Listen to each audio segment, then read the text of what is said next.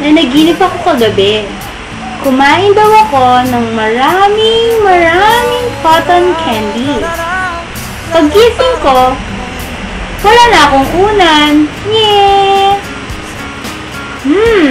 Unan. Ang lambot naman ng mga unan na to. Ang sarap samuin. Ang sarap yakapin.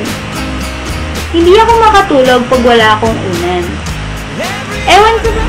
Bata pa lang ako ay sanay na akong maraming unan na nakapaligid sa akin sa tuwing matutulog ako. Kaya naman siguro hanggang paglaki ko, nakasanayan ko na ng maraming unan na nakapalibot sa akin. Kahit pa nga paggising ko nasa sahig na ang mga unan sa likod ko matulog. Security ko ang unan. Pagyakap ko ang favorite kong unan, feeling ko safe na safe ako.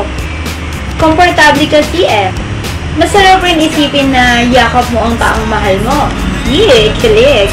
Pero sa totoo lang, unan lang pala. Ang saklap. Bukod pa doon, sa unan ko rin nabubuhos ang sama ng loob ko. Meron kasing mga bagay na hindi mo kaya i-share sa iba. At minsan, ang unan naman ang tanging mong kasama. Sinusuntok ko pag galit ako. O kaya naman ay pinantatakit ko habang umiiyak.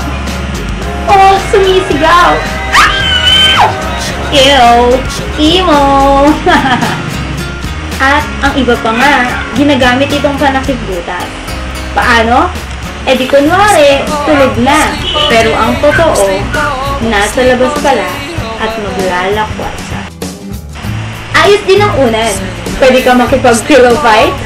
Malambot naman at katuwaan lang. Sasaya ka pa. Unan na! Hi! At syempre, ang higit sa lahat, ginagamit ang unan to have a good and comfortable sleep. I love you, unan ko! Good night! Mwah, mwah, mwah!